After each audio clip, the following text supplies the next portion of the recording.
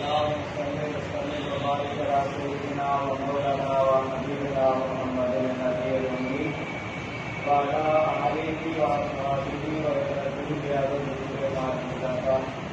وبعدد خلقك ورضا نفسك وبركاتك وبركات كلماتك أستغفر الله الذي لا إله إلا هو الحي القيوم وأتوب إليه. آج 14 اگست ہے، یوم آزادی پاکستان. ماشاءاللہ اس مبارک موقع کی مناسبت سے پیر و مرشد حضرت سرکار ابو حنیف محمد برکت علی خسرو العزیز کی تعلیمات میں سے چند اقتباسات پڑھنے اور سننے کی سعادت حاصل کرتے ہیں. ان اقتباسات کی ترتیب و ترتیب مجد نساء صاحبزادی علی سلم علیہ بنت ابو حنیف محمد برکت علی خسرو العزیز نے فرمائی. بسم اللہ الرحمن الرحیم. میرے آقا روی فدا صلی اللہ علیہ وسلم، آج 14 اگست ہے. آج کے دن بٹھنڈا سے لے کر راج پورہ تک مسلمانوں کا قتل عام جاری تھا اور میں موجود تھا. میرے آقا روی فدا صلی اللہ علیہ وسلم، کیسے بتاؤں اور کیا بتاؤں کہ آج اس وقت کیا ہو رہا تھا. ویسے تو درندگی کے ایسے مناظر تاریخ نے اس سے پہلے کم ہی دیکھے ہوں گے. فاتحانہ کہوں کے ساتھ معصوم شیرخوار بچوں کو نیزوں پہ اچھالا گیا، جیسے خونخوار درندہ اپنے شکار کو اچھالتا ہے. اسے بے بس پا کر اس سے کیا کیا کھیل کرتا ہے. پردہ دار خواتین جنہوں نے کبھی گھر کی دہلیز سے قدم باہر نہ رکھا تھا، کتنی بے چارگی کے عالم میں گھر سے بے گھر ہوئی. راج پورہ سے امرتسر تک ہر ریلوے اسٹیشن پہ شہید کی جانے والی عزت ماں بیٹیوں کے کٹے ہوئے لٹکتے ہوئے سر انہی کے بالوں کے ذریعے درختوں پہ آویزہ کیے گئے، اور اس کٹے ہوئے لٹکتے ہوئے ماتھوں پہ منہ سے جے ہند کے الفاظ لکھے گئے. یہ انسانی وحشت و درندگی کی انتہا تھی. میرے آقا فدا صلی اللہ علیہ وسلم، اسی کی عزت محفوظ رہی نہ آبرو، انسانی عصمت انسان نما درندوں کی ہوس کا شکار ہو گئی.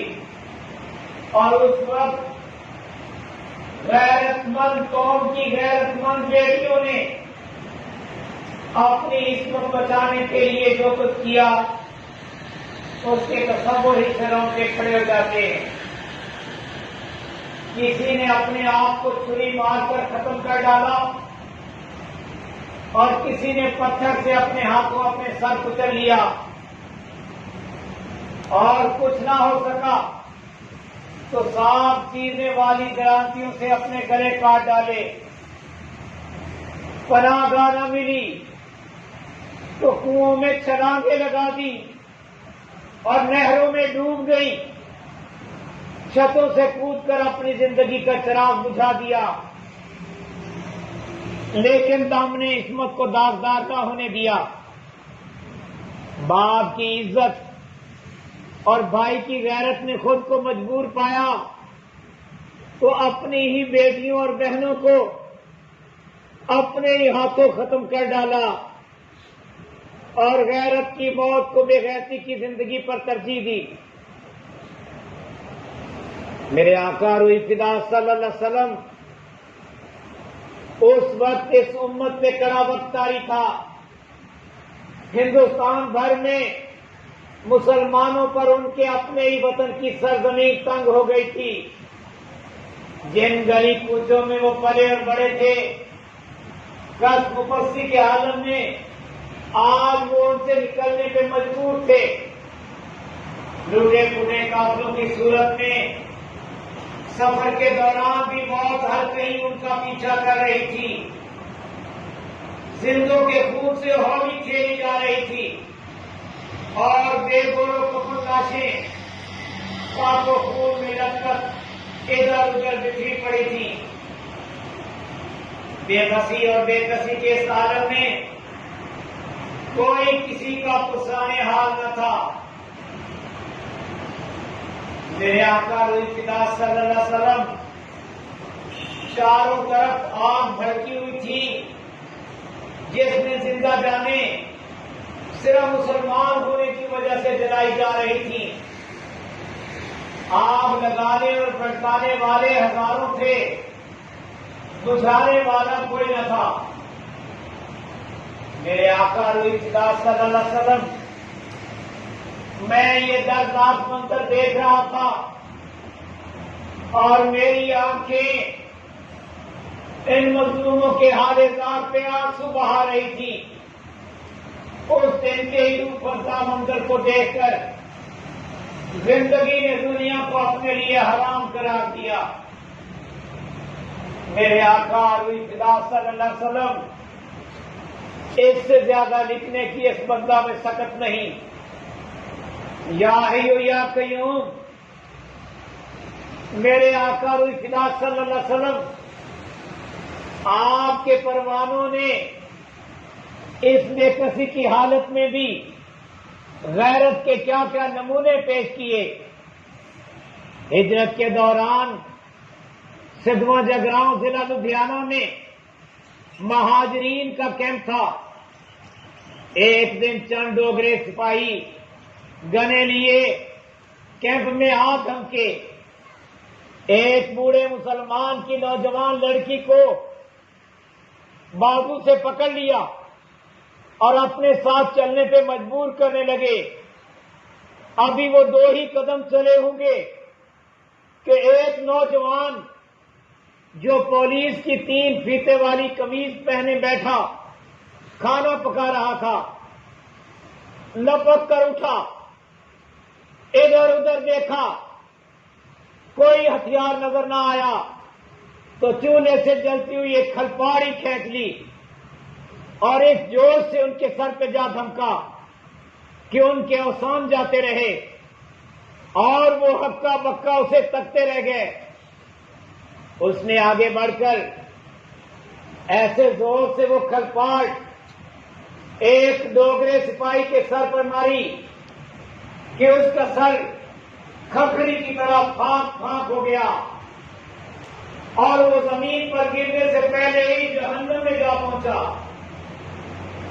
اگرچہ اس سپاہی کے ایک ساتھی کی گولی سے وہ غیرت مند نوجوان شہید ہو گیا، لیکن ایسی کھاد بیٹھ گئی کہ پھر کسی ڈوگرے کو کیمپ میں داخل ہونے کی ضرورت نہ ہو سکی، جبکہ کیمپ کئی ماہ تک باہر رہا. ایک شہادت کی برکت اور عظمت پورے کیمپ کی عصمت کی پاسبان بن گئی. ماشاءاللہ میرے آقا خدا صلی اللہ علیہ وسلم،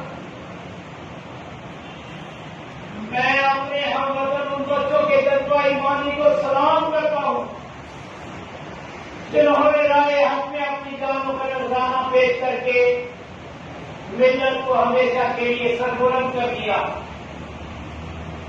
اور ان بدبخت خواتین اسلام کو سلام کرتا ہوں جنہوں نے اپنی جانوں پہ کھیل کر ملت کی آبرو کو بے آبرو نہ ہونے دیا. ان باہمت نوجوانوں اور جوان ہمتوں کو سلام کرتا ہوں جنہوں نے اپنا سب کچھ قربان کر کے ملی غیرت و حمیت و حریت کے جذبے کو ہمیشہ کے لیے مٹنے سے بچا لیا. میرے آقا خدا صلی اللہ علیہ وسلم کسی پہ اپنی پیاری چیز کو قربان کرنا مفاد کی حد اور اپنی جان تک قربان کر دینا فدا کی حد ہے. آپ کی امت کے سب باوفا شہیدوں کو ہم خاک نشینوں کا انتہائی محبت و عقیدت بڑا سلام قبول ہو۔ میرے آقا علیہ السلام صلی اللہ علیہ وسلم، یہ قربانی اسلام کے لیے دی گئی، قبول فرما کر اس کا بول بالا فرمائیں آمین۔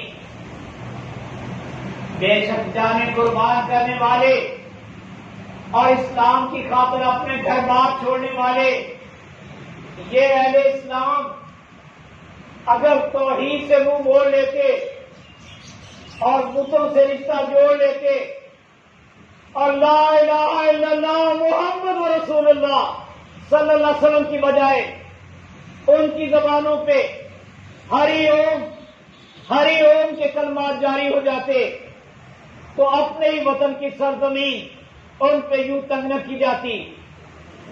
مبارک ہو ان سب کو جو شعلوں سے ٹکرا گئے مگر ایمان کی دولت کو ہاتھ سے نہ جانے دیا، جنہوں نے مظلومیت کی موت قبول کر لی لیکن کفر کے ہاتھ میں ہاتھ نہ دیا۔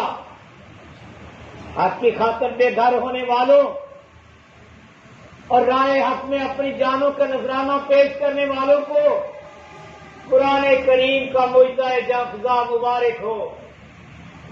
سو جن لوگوں نے ہجرت کی اور اپنے گھروں سے نکالے گئے اور میری راہ میں ستائے گئے اور لڑے اور قتل کیے گئے، میں ضرور ان سے ان کے گناہوں کو دور کروں گا اور انہیں ایسے باغوں میں داخل کروں گا جن کے درختوں کے نیچے سے نہریں جاری ہیں۔ یہ جزا ہے اللہ کی طرف سے اور اللہ ہی کے پاس اچھا اجر ہے۔ آل عمران 195۔ میرے آقا علیہ السلام صلی اللہ علیہ وسلم، یہ کبھی ہو سکتا ہے کہ یہ خون رنگ نہ لائے، ضرور لائے گا، لا کر رہے گا اور کبھی لائے گا نہیں جائے گا۔ ہجرت کے بعد نصرت اور شکست کے بعد فتح مومن کے ایمان کا وہ جز ہے جسے کوئی نہیں جھٹلا سکتا۔ دین تیرا، دنیا تیری، ملک تیرا، ہم تیرے اور تو ہمارا رب ذوالجلال والاکرام۔ یہی تسلیم ہمارا ایمان اور اسی ایمان کے ایمان پر ہم دعا کی رسالت کرتے ہیں۔ اپنی طاقت و تدبیر کو ہم دیکھ ہی چکے، اب ہم تیری قدرت کو دیکھنے کے مطمئن ہیں۔ تیرے رزق و کرم سے تیرے اس ملک کا اقبال بلند ہو۔ تیرا یہ ملک ایک بار نہیں کئی بار آزمایا جا چکا ہے، اب یہ تیری جنگجوئی کا مستحق ہے۔ تو اس سے اپنی رحمت نازل فرما یا ارحم الراحمین آمین۔ ماں نے جب بھی اپنے کسی بچے کو پیٹا پھر اس کی جنگجوئی کی، بچے کی شرارت سے جھنجلا کر ماں نے اسے خوب پیٹا، بچہ رونے لگا، ماں کی ممتا کو یہ ناگوار گزرا، فوراً ہی بچے کو گود میں لے کر اس کی دلجوئی کرنے لگی، کھانے کو مٹھائی دی، حتیٰ کہ وہ خوش ہو کر پھر سے کھیلنے میں مصروف ہوا۔ اور تو اے میرے رب ماں سے 100 گنا زیادہ مہربان ہے، پٹائی تو ہماری ہو ہی چکی ہے، اب دلجوئی باقی ہے۔ تو اپنے حبیب اقدس صلی اللہ علیہ وسلم کی ہمیشہ قائم و دائم رہنے والی نبوت اور رسالت کی عزت و عظمت کے صدقے ہماری کھوئی ہوئی عظمت و وقار کو پھر سے بحال کر کے دلجوئی فرما آمین۔ وہ گزرا ہوا دور، وہ چھنی ہوئی عظمتیں، وہ کھوئی ہوئی رفعتیں، وہ لٹی ہوئی صدمتیں پھر سے لا یا حیو یا قیوم آمین آمین آمین۔ وہ جافزا ایک دیوانہ سرے جنگل ملا، ایک دیوانہ سرے جنگل ملا، سر لگو بیٹھا تھا تن کے چن رہا، کہہ رہا تھا کچھ زبانیں حال سے، کہہ رہا تھا کچھ زبانیں حال سے، راز تھا جو کھل رہا تھا کال سے، مجھتا ہوں ایسا چرانے وطن پاک، ہو نوید جب فضا ہے وطن پاک، ہے مقدر میں تیرے اب سروری، ہے مقدر میں تیرے اب سروری، سارے ملکوں میں ملے گی برتری، فیصلے اقوام عالم کے تمام، فیصلے اقوام عالم کے تمام، بن تیرے ہوں گے وہ سارے ناتمام، یہ صدا میری نہیں، میری نہیں، یہ صدا میری نہیں، میری نہیں، یہ تو ہے منشائے ربی بالیقین، پاکستان زندہ باد، پائندہ باد، ماشاءاللہ لا قوت الا باللہ، یا حی یا قیوم، الحمدللہ القیوم، واللہ خیر الرازقین۔